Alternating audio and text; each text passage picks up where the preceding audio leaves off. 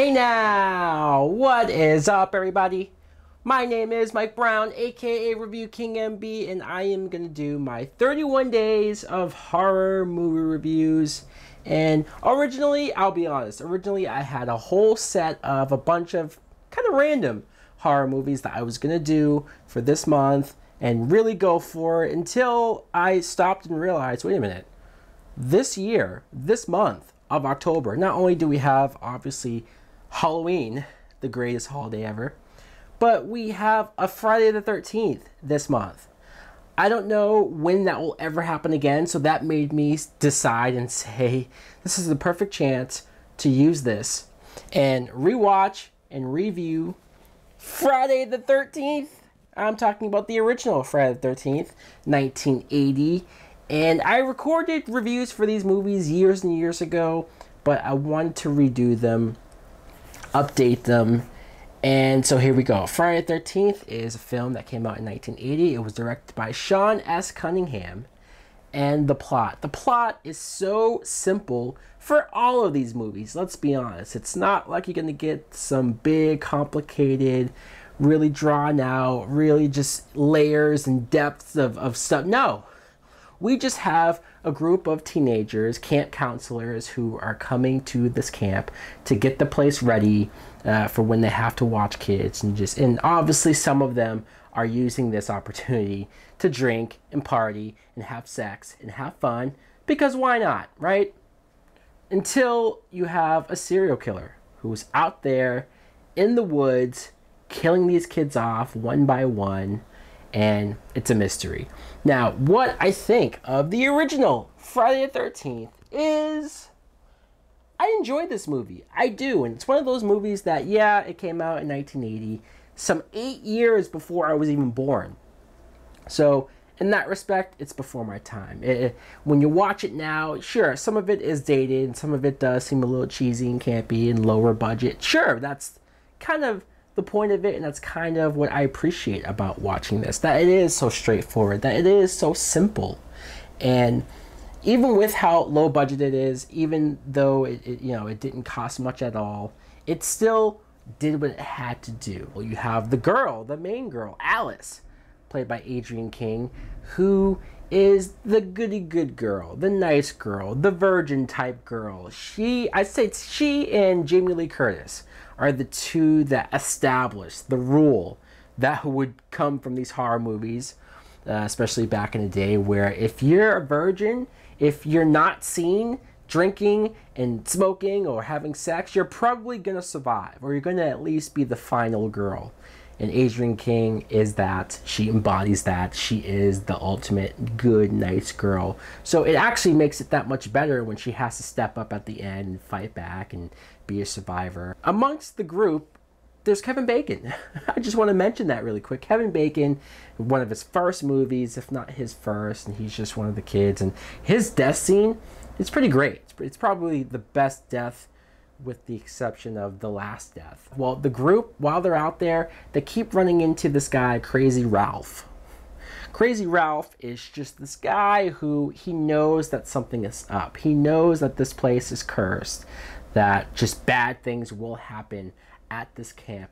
And he's trying to warn them, but he comes off very crazy and weird. And I love that we have a character like this. I love that there is somebody who tries to warn these kids, but they don't listen. Because who would listen? But the fact that there was a warning and that they ignored it only makes their death scenes inevitable and kind of funny to watch. Speaking of funny to watch, like the couple making out at the beginning of the movie, and things are getting hot and heavy, they're about to hook up. I love that these kills are all from the killer's point of view. So not only does it keep it a mystery on who the killer is, and it makes you wonder, is it one of these kids that we've seen? Is it like a slasher where you don't know that you're looking at the killer when you see this group? Or is it somebody that you don't know? And the fact that the counselors at the beginning seem like they recognize the person, or seem sorry for the sexual acts they were getting into, and then get brutally, viciously killed, that makes it even better. There's one character, Annie, who is hitchhiking. She's trying to get to the camp, and she's taking all these rides, and she seems like a good, nice, sweet girl. She does. She's pretty. She's somebody that you don't really want to see get killed. But of course, does the movie do? They kill her, and it's bad. It's hard to watch sometimes, especially just the way how her throat gets cut, and she seems so sympathetic. I feel bad for her death the most in this movie. But let's talk about the ending. This movie is probably known, even if you're somebody who's never seen these movies and you want to get started and you watch this one first, you're going to go, really? I understand that. I understand if you watch this and you can't get into it, if it is too old or if it is too cheesy in some ways, fine. But this will always be remembered for the twist ending, finding out that the killer is indeed Pamela Voorhees.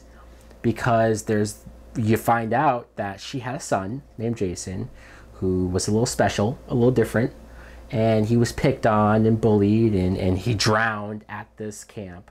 And so that sent her so over the edge. She's now so crazy. She is going to take out her anger and aggression on every camp counselor ever.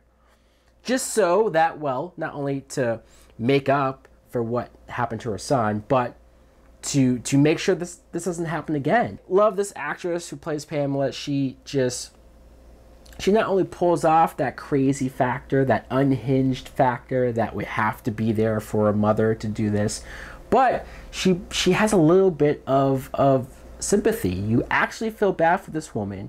It actually makes a little sense why she's doing this, and her losing her kid, and she's telling the story, and you see what looks to be Jason drowning, and her going after Alice, and then Alice cutting her head off. I thought it was great. I loved it.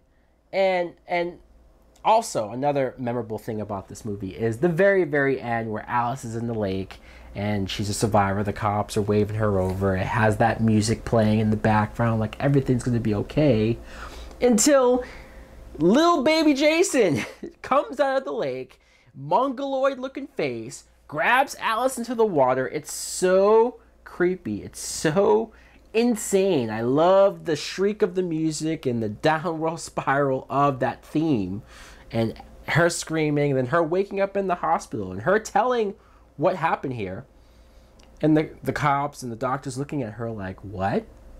And so you're left to wonder, is she crazy now? Was she imagining that? Did she dream that? Is she seeing that? Or is little Jason actually really alive? Obviously, I enjoy this film. I do. It's a little bit of nostalgic reasons. It's always fun to go back, and if you're gonna marathon the whole franchise, I actually like starting with this one. So guys, let me know in the comments below if you too like the original Friday the 13th movie. Do you like it, or do you not care for it? Is it too old for you?